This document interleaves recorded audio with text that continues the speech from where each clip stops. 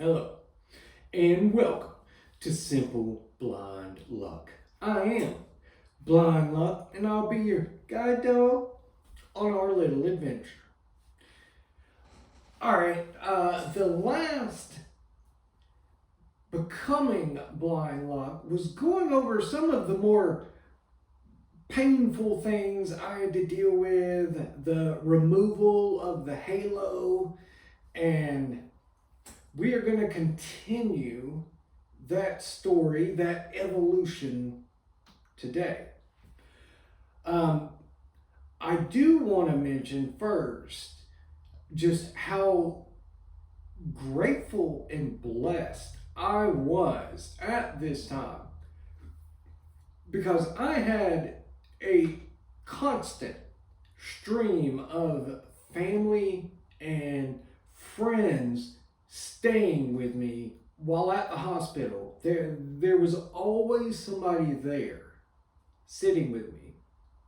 And I'm very grateful to a lot of my friends because there were friends that would show up on Friday once they got off work and hang out with me all day, spend the night in the hospital, and then hang out a good bit of Saturday as well.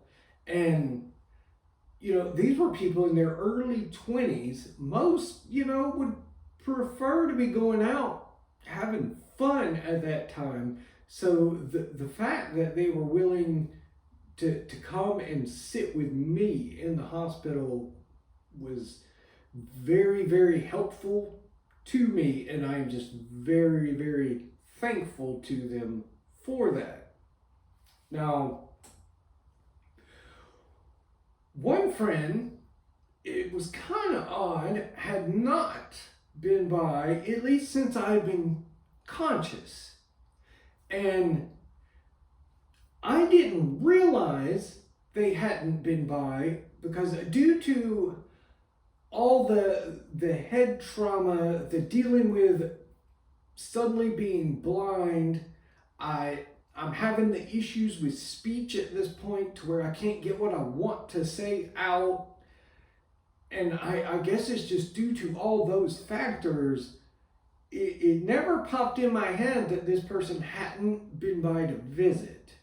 At least that I was aware of since I've been conscious. Now, this friend and I met in high school. And I would say within about 10 minutes of meeting one another, we became thick as thieves. Like, if you were to see one of us at the high school, the other one was very close by. I got him his first job. He promptly quit within a week, but nonetheless, I got him his first job. His parents were amazing.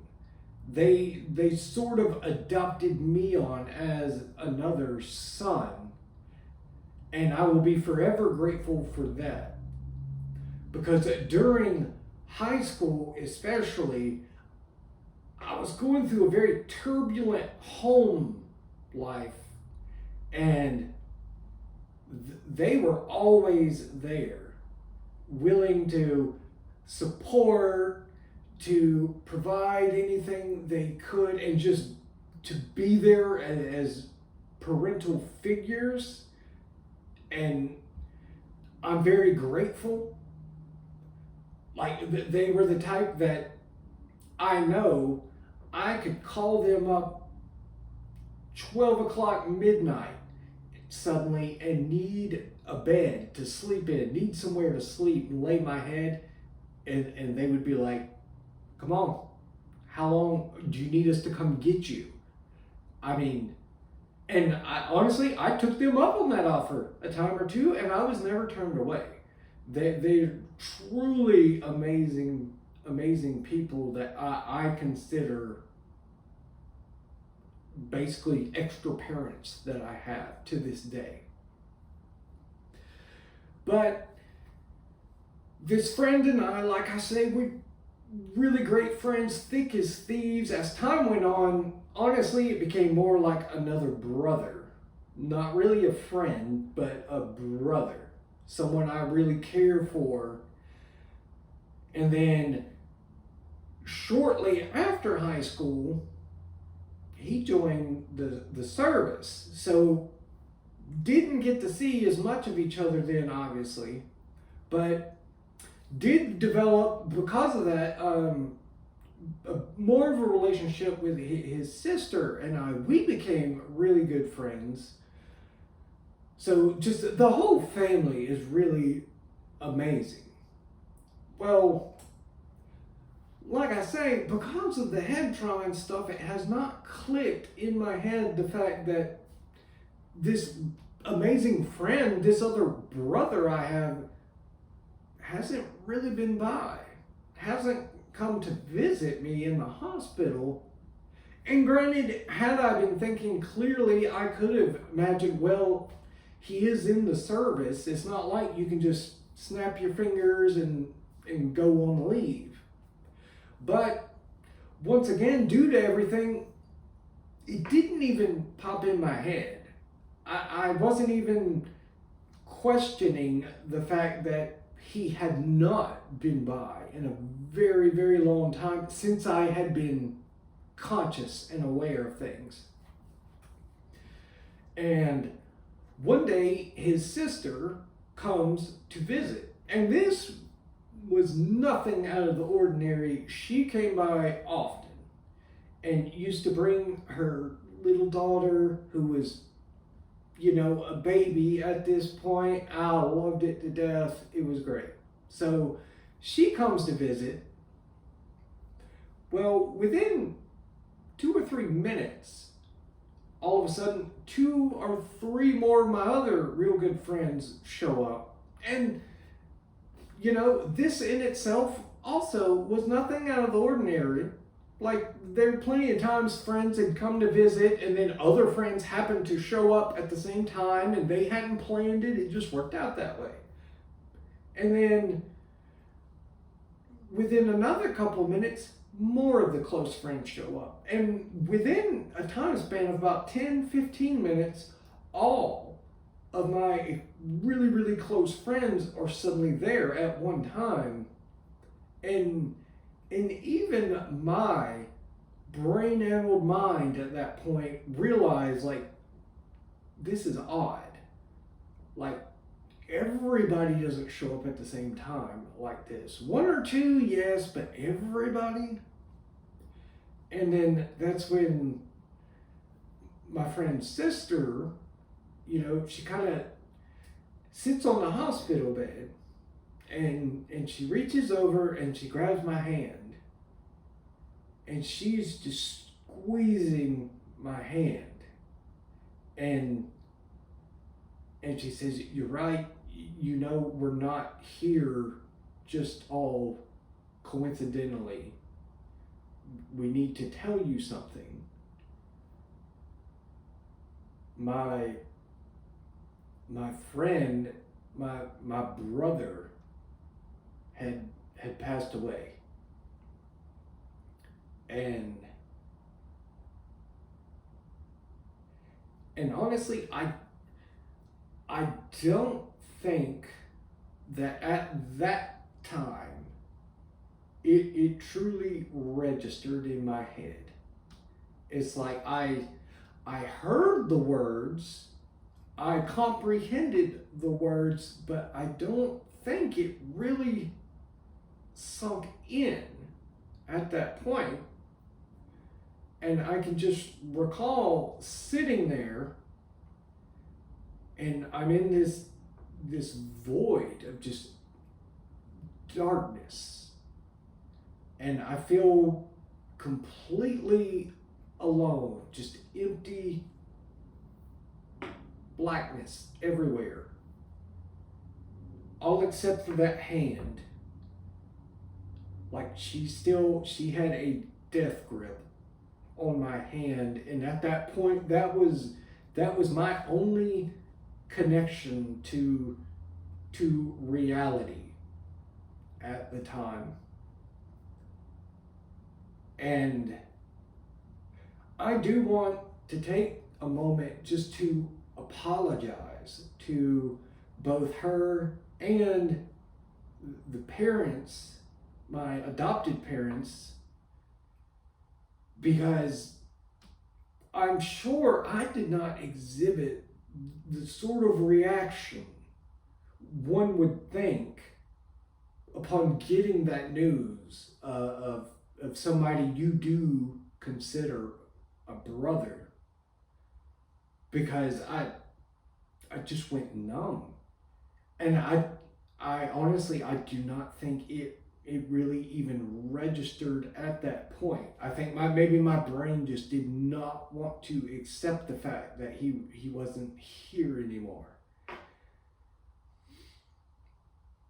And I just recall sitting and her squeezing my hand being the only contact that I felt like I had with reality at that point. Now, I am very grateful that that group got together and they did come and tell me, because it actually was a couple of weeks old by the time I was known. It may have been as much as a month or so. I don't really know. And there was a bit of a disagreement between, a certain group of my family and then those friends. My family members did not want them to tell me. And, I can understand their perspective. I'm sure they see it as, he's just got into this really bad wreck. He has just recently gotten to where he's actually going to survive, because he was teeter-tottering for a long time. He's dealing with the fact of, his legs messed up real bad. His speech, he's struggling a lot to be able to talk. And on top of that, he's dealing with suddenly becoming blind. We do not need to throw anything else on him right now. And I can completely understand that perspective of it. On the other hand, I can also see my friend's perspective of, okay, his brother has passed away. It's already been several weeks, and he hasn't been told. If you continue waiting and waiting, he is eventually going to find out, and he is very likely going to be very upset that everyone kept him in the dark about this. So it's not an enviable position to be in. I wouldn't want to be in either situation, but I am very glad that my friends did tell me, and I'm glad they told me when they did, and I'm glad they told me how they did, because I think it was probably about the best possible way you could have done so at the time. I do regret a lot of things, but I regret the fact that, due to the fact that I was in the hospital, I wasn't able to go to the funeral. I wasn't able to be there to try to offer any kind of support to the family at all. And I'm really sorry for that. They are an amazing family. I consider the parents as bonus parents of mine to this day. They are still my parents as well. And they are amazing people.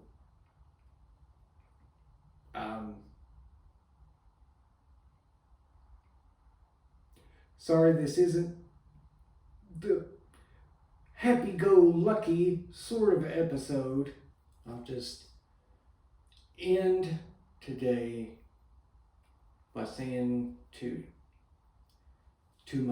my best friend, to my brother, Jeremy,